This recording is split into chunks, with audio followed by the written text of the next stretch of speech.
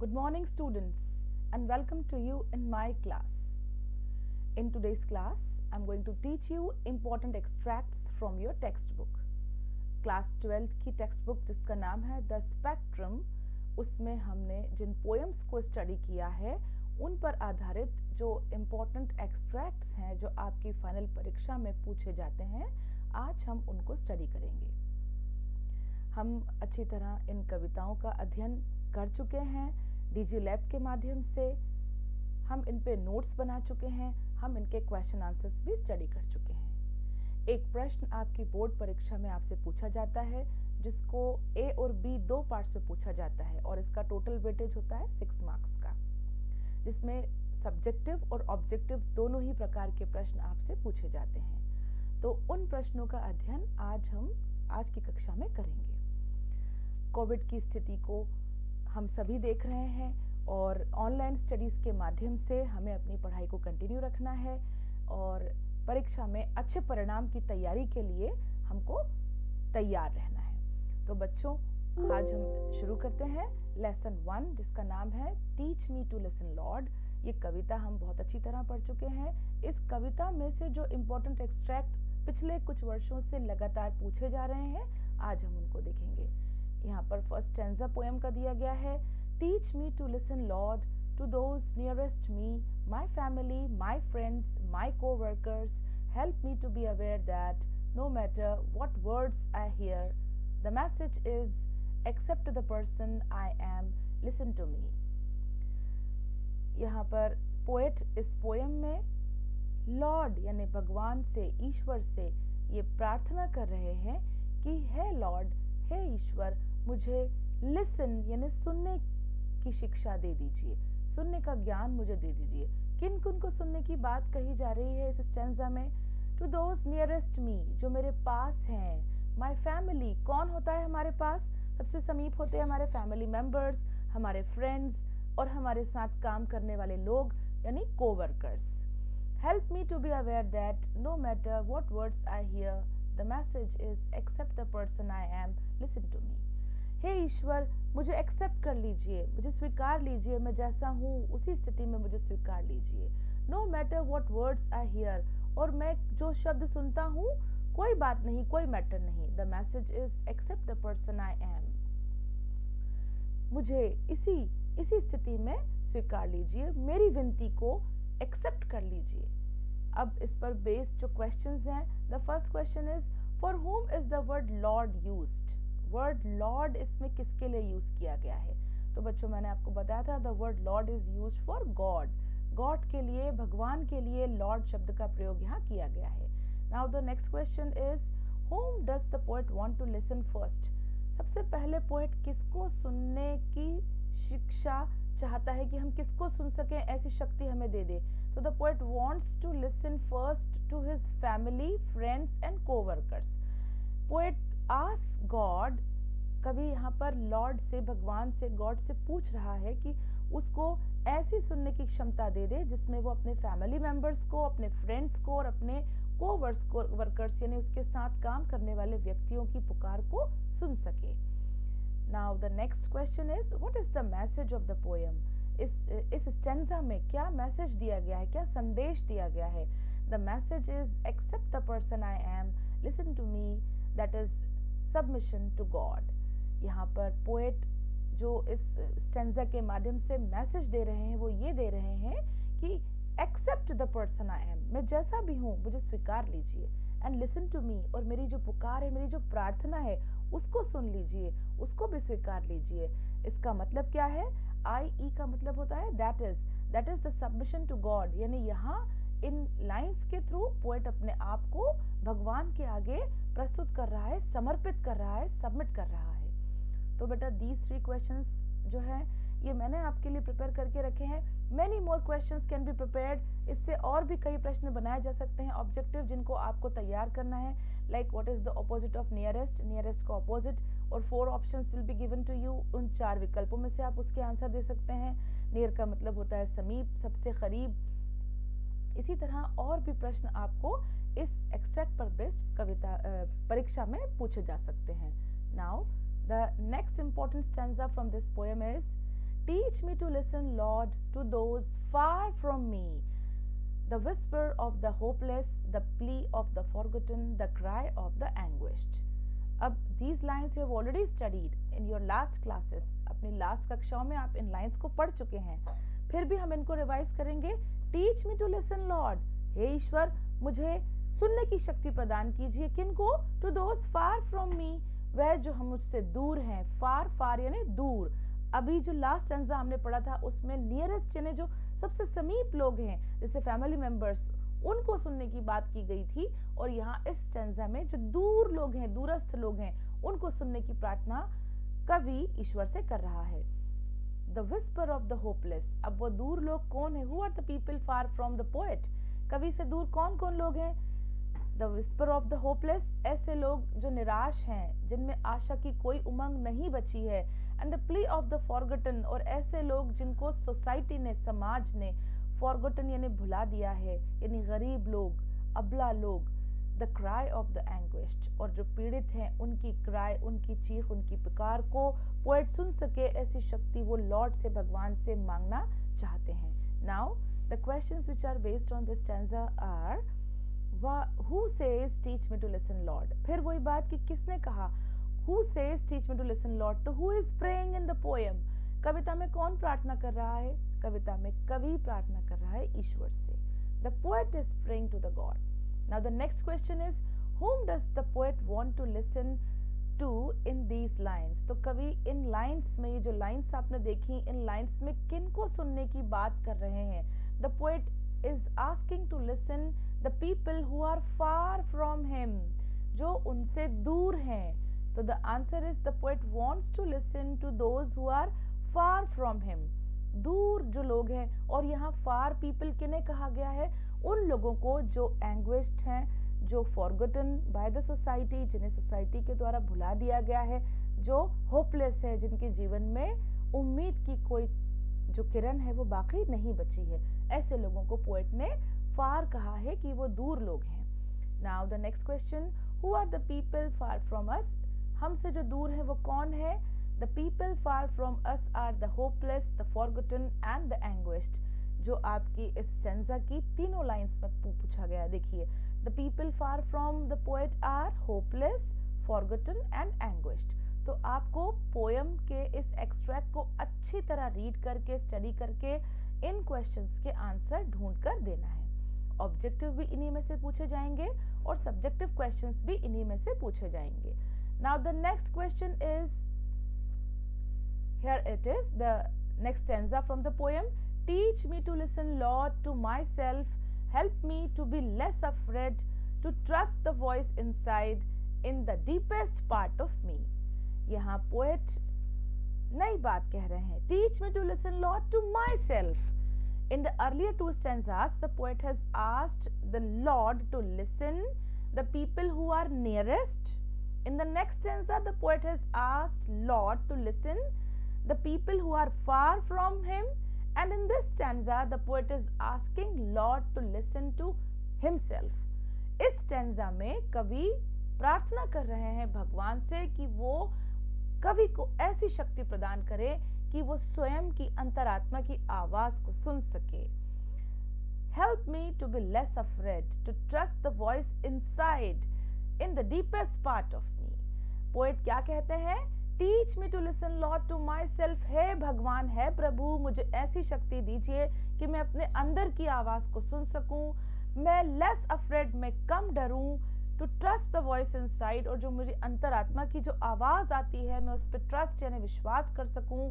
In the deepest part of मी, जो कि मेरे अंतरात्मा की गहराइयों में छुपी हुई है. The questions which are important from this extract are, whom does the poet wish to listen? यहाँ इन दी गई पंक्तियों में कवि किसको लिसन करना चाहता है, किसको सुनने की इच्छा रखता है? तो the poet wishes to listen to himself, वो अपने आप की, यहाँ myself will be changed into himself.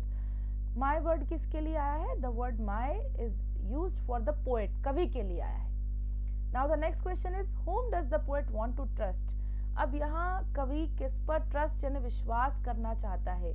whom does the poet want? तो the poet wants to trust his inner voice, कवि अपनी अंतरात्मा की आवाज को ट्रस्ट करने की प्रार्थना लॉर्ड से कर रहा है।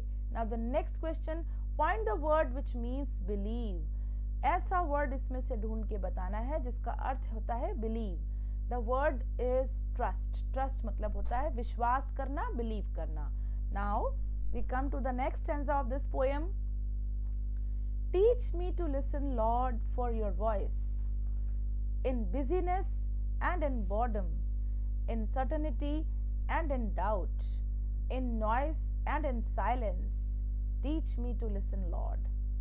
अब यहाँ पर poet is asking Lord कि वह ऐसी शक्ति प्रदान करे कवि को कि वह ईश्वर की, भगवान की, लॉर्ड की जो आवाज़ है उसको सुन सके, उसको समझ सके।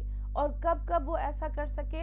When he is busy, जब वो काम में व्यस्त हो, when he is in doubts, और जब वो शंकाओं में घिरा हो, when he is in noise and in silence, जब वो शोर शराबे में हो और शांति में हो। इन सारी सिचुएशंस में कवि ईश्वर की आवाज को सुन सके, ऐसी शक्ति कवि ईश्वर से अपनी इस प्रार्थना के थ्रू मांगना चाहता है। Now the questions which are based on this are, whose voice does the poet want to listen to? अब यहाँ कवि किसकी आवाज को सुनने की इच्छा रखता है? तो the answer is God's voice. The poet wants to listen to the God's voice. भगवान की आवाज को सुनने की प्रार्थना करता है कि हे ईश्वर मुझे ऐसी शक्ति दे कि मैं आपकी आवाज को सुन सकूं। Now the next question is, when does the poet wish to listen to the voice of God? अब किन किन सिचुएशंस में कवि लॉर्ड की, ईश्वर की आवाज को सुनने की इच्छा चाहता है? The situations mentioned in the stanza are, the poet wishes to listen to the voice of God in busyness, जब वो बिजी हो, in boredom, in certainty, in doubt, in noise and in silence. इन सारी situations में जब कवि हो तो वो चाहता है कि वह ईश्वर की आवाज को सुन सके, उसे पहचान सके कि वह क्या संदेश देना चाहते हैं। Now the next question is, give the noun form of doubtful and silence. Two words are given here, doubtful और silence, इन दोनों का आपको noun form पूछा गया है। तो the noun form of doubtful is doubt and the noun form of silent is silence. Now we come to the next stanza. These 4 extracts were important from lesson 1, that is the poem Teach Me to Listen, Lord. Now we come to the next poem, that is Wonderful World. अगली कविता जो आपकी text book में दी गई है उसका नाम है wonderful world. ये नेचर बेस्ड पोएम है। इस पोएम के इंपॉर्टेंट एक्सट्रैक्ट्स आपके लिए प्रस्तुत हैं। Read the following extracts carefully and answer the questions given at the end of the extract. Great, wide, beautiful, wonderful world, with the wonderful water round you curled, and the wonderful grass upon your breast. World, you are beautifully dressed. ये stanza इस poem से लिया गया है जिसमें कि धरती माँ की सुंदरता को प्रस्तुत किया गया है। First question which is from this extract is, write the adjective used for the world. World शब्द के लिए जो एडजेक्टिव यूज किया गया है, यानी जो वर्ल्ड की सुंदरता को बताने के लिए जिन शब्दों का यूज किया गया है उनका आपको मेंशन करना है। अब देखिए ये पूरी जो लाइन है, ग्रेट, वाइड, ब्यूटीफुल, वंडरफुल, ये चारों शब्द वर्ल्ड यानी धरती की, पृथ्वी की, दुनिया की विशेषता को बताने के लिए उपयोग किए गए हैं। और एडजेक्टिव का मतलब होता है वह शब्द जो संज्ञा की विशेषता बताए।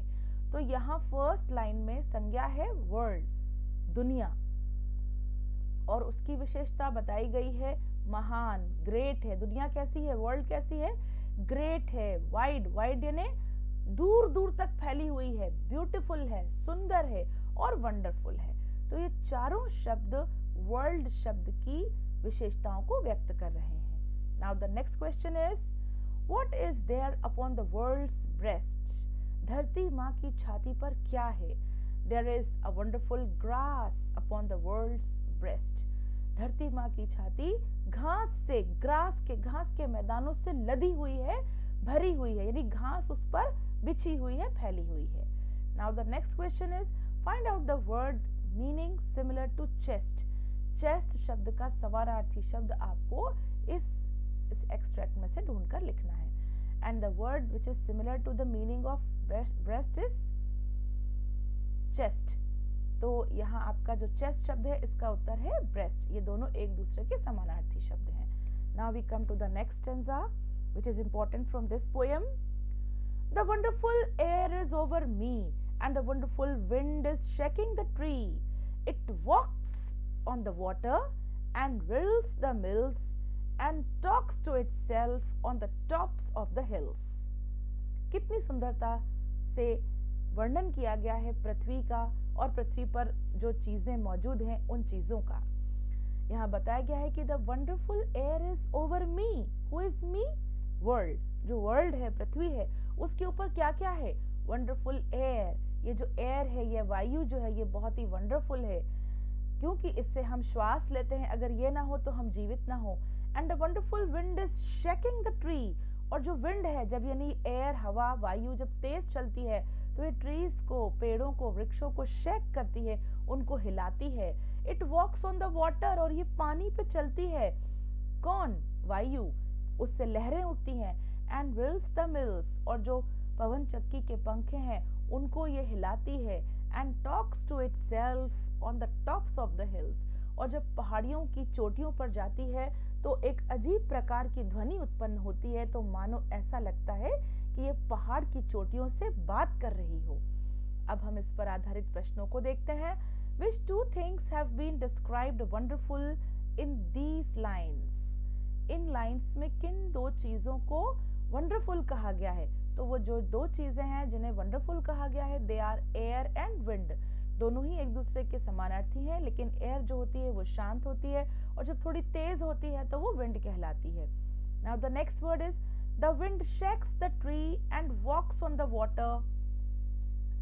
The next question is what activities does the wind do? कौन सी एक्टिविटीज हैं, कौन सी गतिविधियां हैं जो विंड करती है? यानी कौन से ऐसे कार्य हैं जो विंड द्वारा किए जाते हैं जिनका वर्णन इन पंक्तियों में किया गया है. तो the works which are done by wind are the wind shakes the tree. सबसे पहला काम तो ये क्या करती है? देखिए, शेकिंग द ट्री. तो सबसे पहला काम है ये पेड़ों को शेक करती है, यानी हिलाती है, कंपित करती है. And walks on the water. और पानी पर बहती है, पानी पर चलती है तो पानी में लहरें उठती हैं. It whirls the mills and talks to itself. और ये पवन चक्कियों को मूव करती है, उन्हें रिल करती है. And talks to itself. और अपने आप से पहाड़ की चोटियों पर जाकर टॉक यानी बातें करती है. Now the next question is find out the word that means similar to moves. तो मूव शब्द का समानार्थी आपको इस स्टैंजा में से ढूंढकर लिखना है. And the word which is similar to move is whirls. तो विल्स शब्द जो है, मूव, इसका अर्थ होता है हिलना, हरकत करना, मूव करना. तो पवन चक्की के पंखों को मूव करती है, इसे हम कहेंगे whirls. Now the next stanza is You friendly earth, how far do you go with the wheat fields that nod and the rivers that flow, with cities and gardens and cliffs and isles and people upon you for thousands of miles. Now you can see the beauty in these lines. कितनी सुंदरता से इन पंक्तियों में पृथ्वी माँ की सुंदरता का वर्णन किया गया है.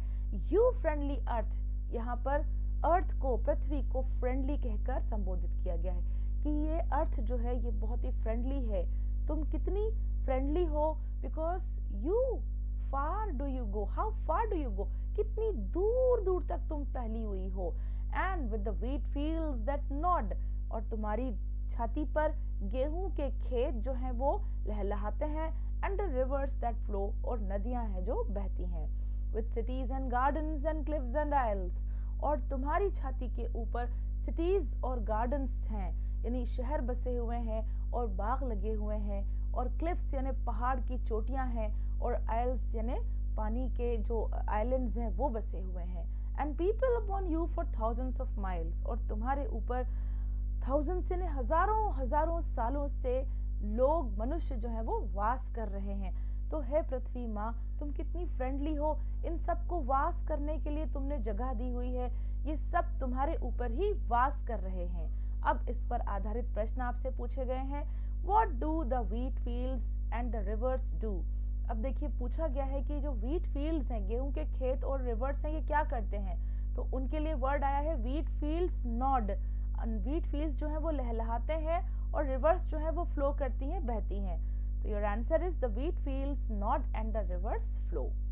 Next question is what is friendly to the poet. कवि के लिए कौन सी चीज फ्रेंडली है। तो आप देखिए फर्स्ट स्टैंजा की इस लाइन की जो फर्स्ट लाइन है उसी में लिखा है कि friendly earth, the earth is friendly to the poet. कवि के लिए अर्थ जो है वो फ्रेंडली है, मित्रता पूर्ण है, उसकी मित्रता के कारण ही इतनी सारी चीजें उस पर वास कर रही हैं। Now the next word, what word has been used for islands. Islands के लिए कौन सा वर्ड इस स्टैंजा में यूज किया गया है। तो आप देखेंगे कि आइलैंड्स के लिए आइल्स वर्ड यूज किया गया है। आइलैंड यानी ऐसी भूमि जो चारों तरफ से पानी से घिरी हुई हो, पानी से और बीच में उसके भूमि हो। तो ऐसी भूमि जो पानी से घिरी होती है उसे हम आइलैंड कहते हैं, और उसी का समानार्थी यहाँ इस कविता में यूज किया गया है isles. Now the next stanza from this poem is you are so great and I am so small. I tremble to think of you, world at all. And yet when I said my prayers today, I whisper inside me seemed to say, you are more than the earth, though you are such a dot. You can love and think and the earth cannot. अब stanza में beautifully बताया गया है कि you are so great, धरती माँ तुम बहुत महान हो और मैं इतना छोटा सा हूँ, I am so small. I tremble to think of you, और तुम्हारे बारे में जब मैं सोचता हूँ तो मैं ट्रेम्बल यानी कंपित हो जाता हूँ। And yet when I said my prayer today, और जब आज मैंने अपनी प्रार्थना की, I whisper inside me seemed, a whisper inside me seemed to say, तो मेरे अंदर एक आवाज आई, धीरे से उसने मुझसे कहा, you are more than the earth though you are such a dot.